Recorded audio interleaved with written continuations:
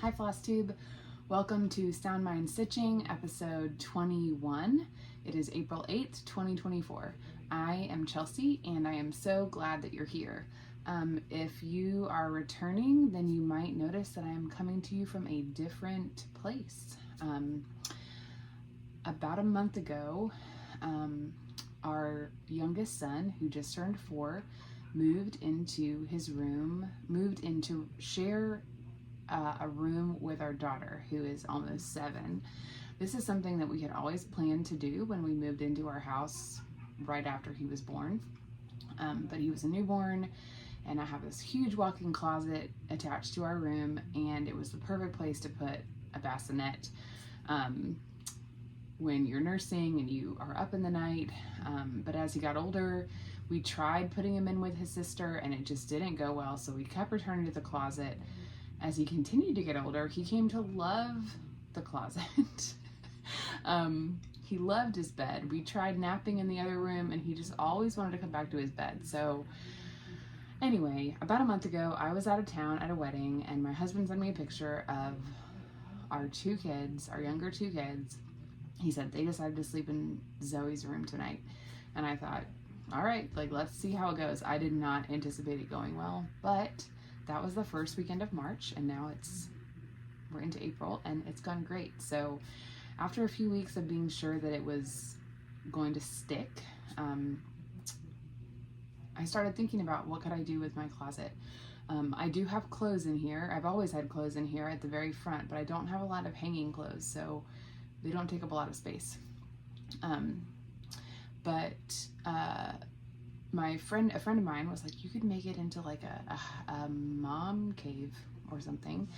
And at first I thought, that's crazy. I don't know why. I don't even know how I would do that, or how would I do that? But then I started thinking, and within a few weeks it came together. This chair I'm sitting in, I don't know if you can really see it, but it has a matching ottoman.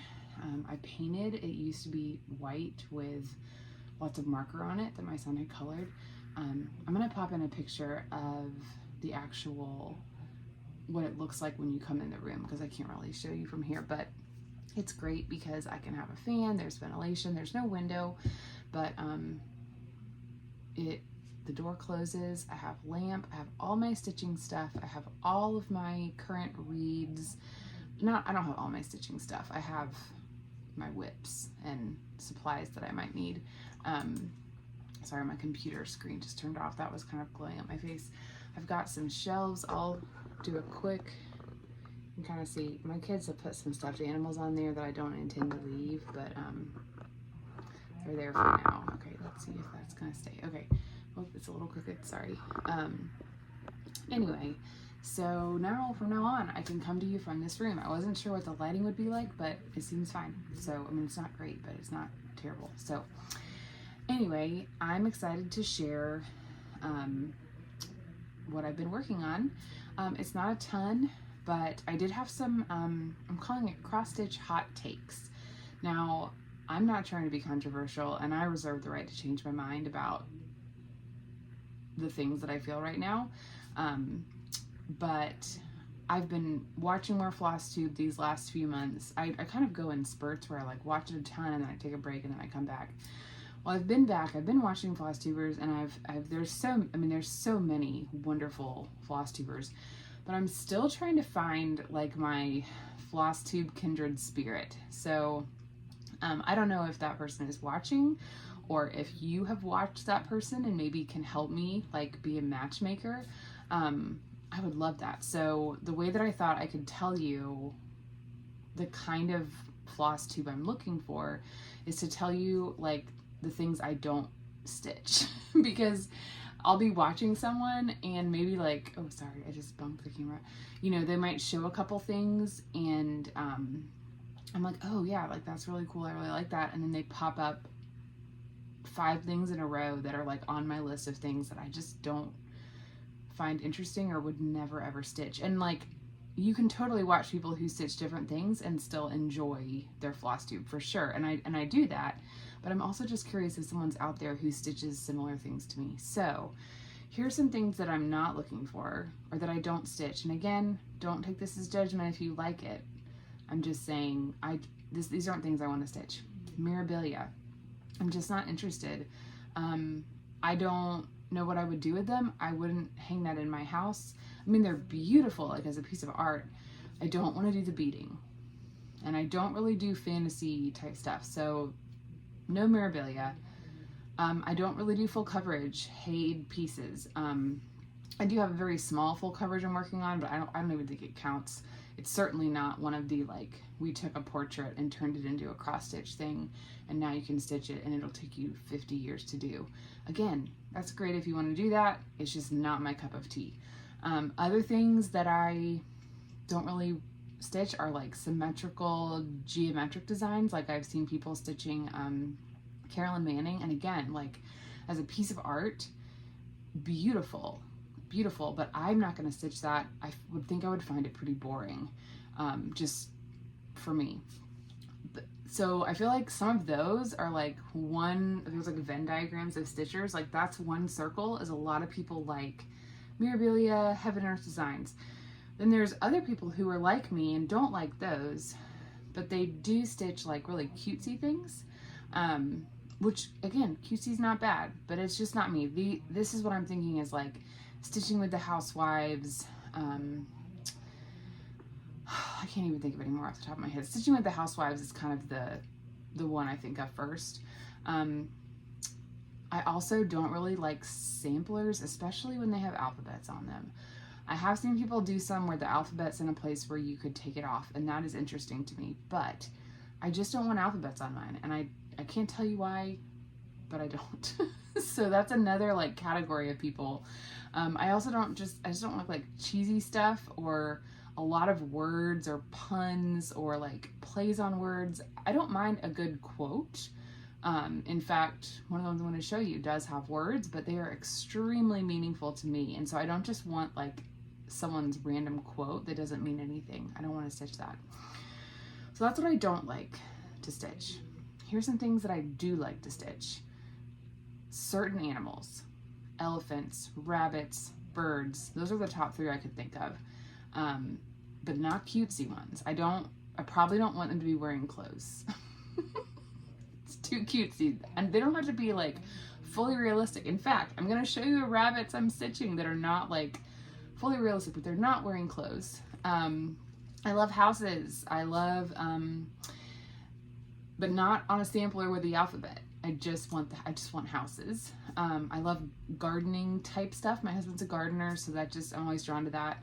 Seasonal pieces, like cute little, I shared a Plum Street sampler that I did, did I do the Easter one? No, I did a St. Patrick's Day. Plum Street samplers, some rabbits. Cute.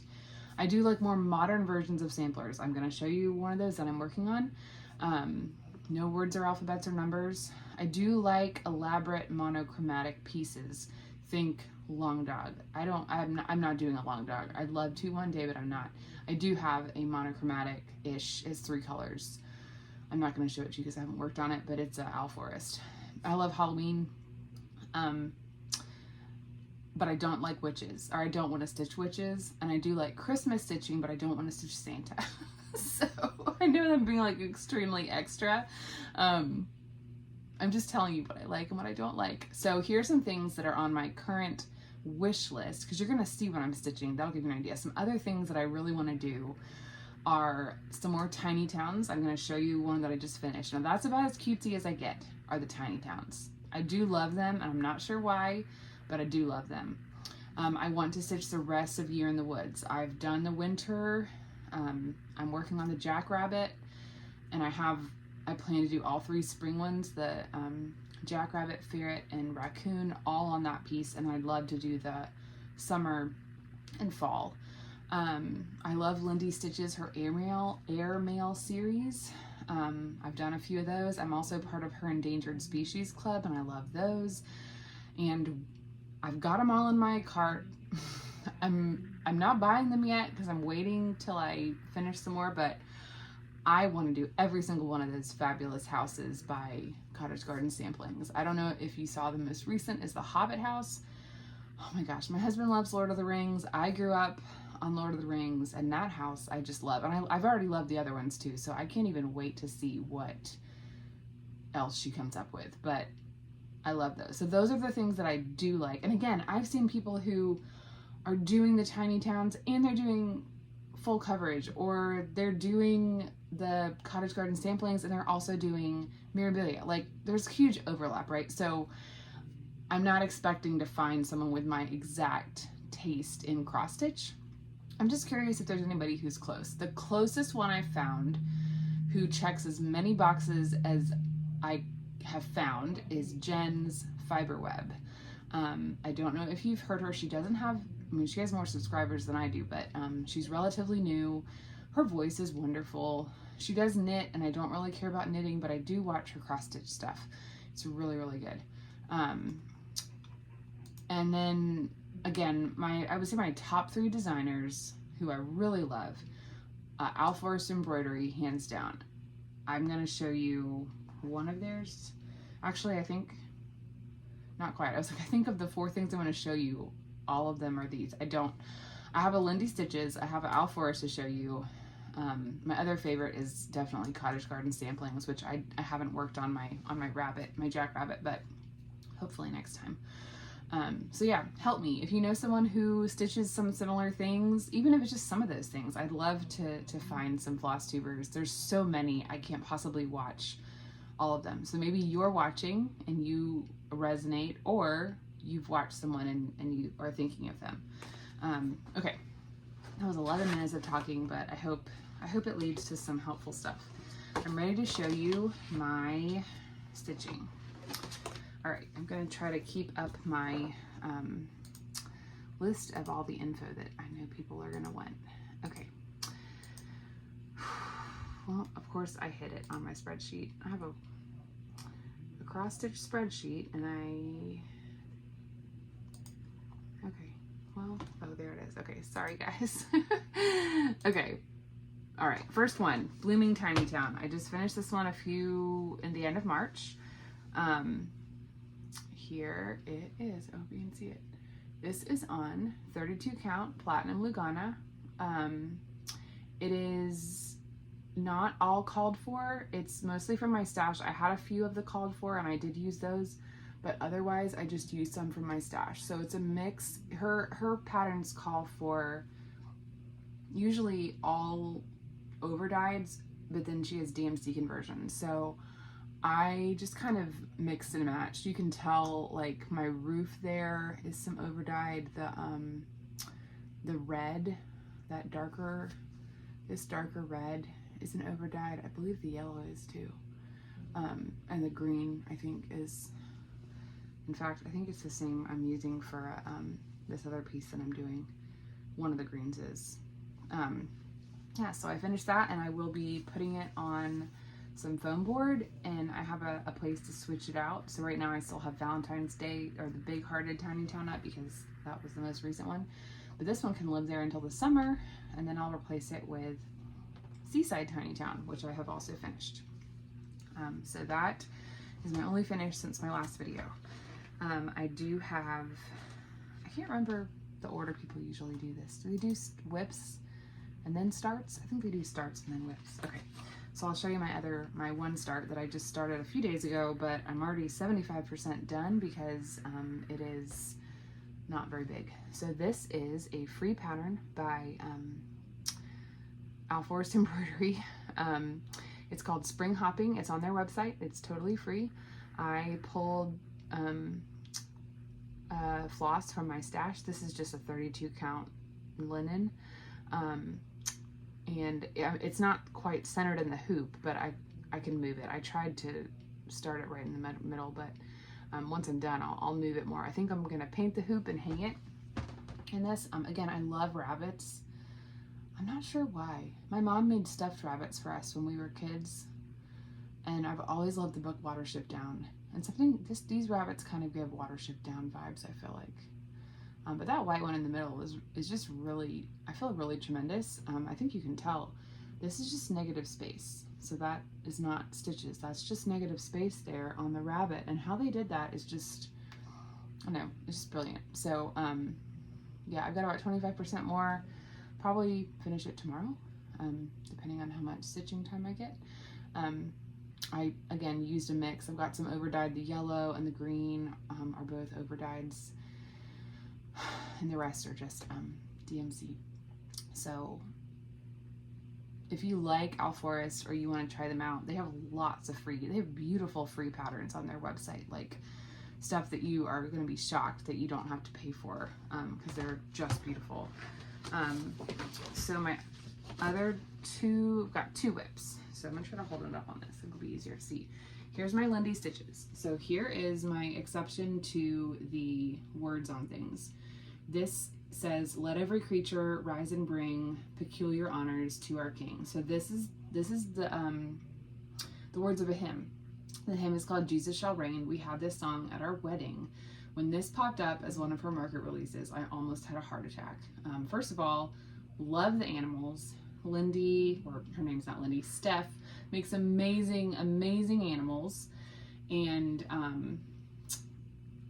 the fact that it was this hymn is just too much for me. So I didn't buy it right away, but I did use my birthday money, and this was kind of, I didn't start it on my birthday, but it was close. So I'm calling this my birthday start. This is 32 count Spending Amnesia linen by Lindy Stitches, or no, I'm sorry, Mystic Fabric. I bought it from Lindy Stitches. I did get the floss pack that went with it, so it came with all the overdyeds, and then some of it is DMC. But it was a good amount of overdyed. This, you can see I've started. The words are done. Everything in this box is done, and this greenish color, I believe it's Weeks Meadow, is gonna fill in all of this. So I got like 4 skeins of that. But this is gonna be big. This is gonna cover like most of this piece. So this is going to be a big piece. But actually, as I was pulling this out to iron it, I was like, oh, I'm going to start working on that again. I really want to. It's just so beautiful. The fabric is lovely. The colors are lovely. I just love it. Okay, my last whip is Pandemic by Sarcy Girl. So this was a free pattern in 2021. I believe it came out in 2020, but I bought it probably in 2021, or I didn't buy it, it was free. I got it, I downloaded it, and I started it, and then I ended up restarting it. I don't know what happened. I forget why. I think it was the fabric. Anyway, so I restarted it. Her original fabric, she hand dyed, and it was a much darker gray color. So this is a, oh, well, I forgot, I can't remember off the top of my head. This is 32 count flax. And I did iron it, you wouldn't know it. And so I pulled all the colors she called for. Okay, well, I apologize for that. My iPhone storage was full. I do not know how that happened. I don't keep things on my phone, but I had all these like videos, I think, that I had sent in my messages. And anyway, so I stopped the video. I'll splice it back together. What I was trying to say was, I took all the floss that she called for and laid it on the flax and changed some out because they just weren't going to work. They were like the color of this fabric, which would have looked really great on a darker fabric, but wasn't going to show up. So I changed up some of the colors. I do have some overdyeds. The orange and the red here are overdyed. I will say, I don't love what I did here on this house. It looks like it needs to be pressure washed. What was I doing? I don't think I'd ever done such a big area with an overdyed floss before, and I just kind of, I guess I just like went in circles. I'm not really sure what I was doing. I think from like far away, it's not gonna be a big deal, but I wish I had done that. I'm certainly not gonna take it out now because that took forever. But this is a big piece. This is my biggest, it's my oldest whip and my biggest piece. I'm gonna undo the fabric. So it's not gonna cover this whole fabric, but this flower motif thing is the center. So I've done, it's like 3 full pages and 3 like half pages, and this is like a third of it. So I believe I'm about 36% done, because The last time I worked on it, I tried to get to 35 and I actually made it to 36. Which leads me to talk about how I'm choosing what to stitch, which I got inspired from Jen's Fiberweb. I'm using an app called Tiny Decisions, and I've put all of my whips on there.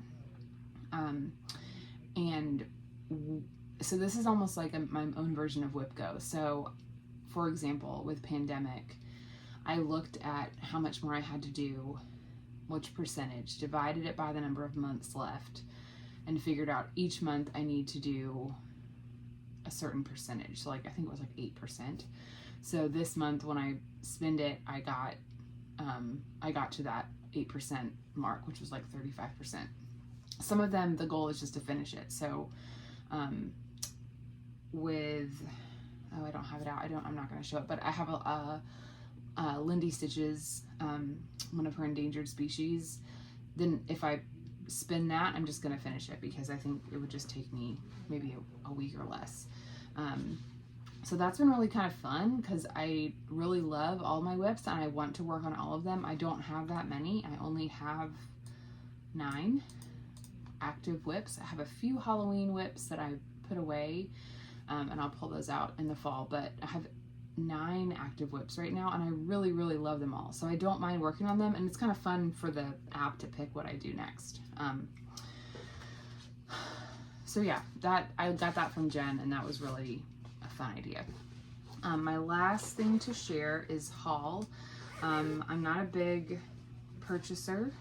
I have a limited budget, but I did decide to use my limited budget this year to join Lindy Stitches Endangered Species Club. So the first pattern, this was the first one, a more leopard.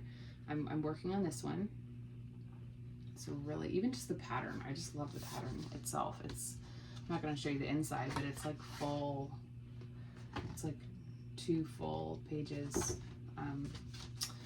I just love how it feels. But the second one came out, and this is the one that came out at the end of March. So this is, I'm trying not to get the glare on my computer, African Savannah Elephant. So look at that. Now these are satin stitch, and at first I was nervous, but then on the back she says, check my YouTube channel for a satin stitch demonstration for this project. I've already watched it, even though I haven't started this yet. And I now feel very confident, having watched her video, that I'll be able to do it when I get to it. This is the floss that is used for that stitch. It's one color, the gray and the purple. It's called Cape Cod by Weeks. And she explains how to do it so that you can get that back and forth look in the picture. I'm excited about this, but I'm not going to start it until I finish the leopard, because I don't want to have, there'll be 6. I don't want to have 6 different half-finished endangered species. I'd like to finish them one at a time. And that is, I'm going to stitch on 36 count Silver Moon. So there's the piece for the elephant. It's extremely wrinkly and I need to serge the edges, but yeah, that's what I've been working on. So anyway, that's everything.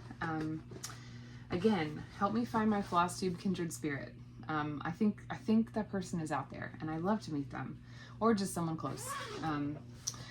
Yeah, I'd love to know in the comments if you have any hot takes, like things that you don't like to do that it seems like a lot of people do.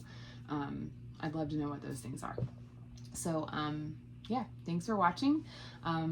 These videos now are not, just sharing a few things is a lot less overwhelming to get ready for, so I hope to do this every couple weeks. And I'm excited to keep inviting you to my lovely sitting room. In the meantime, until I see you again, happy stitching, and I'll see you next time.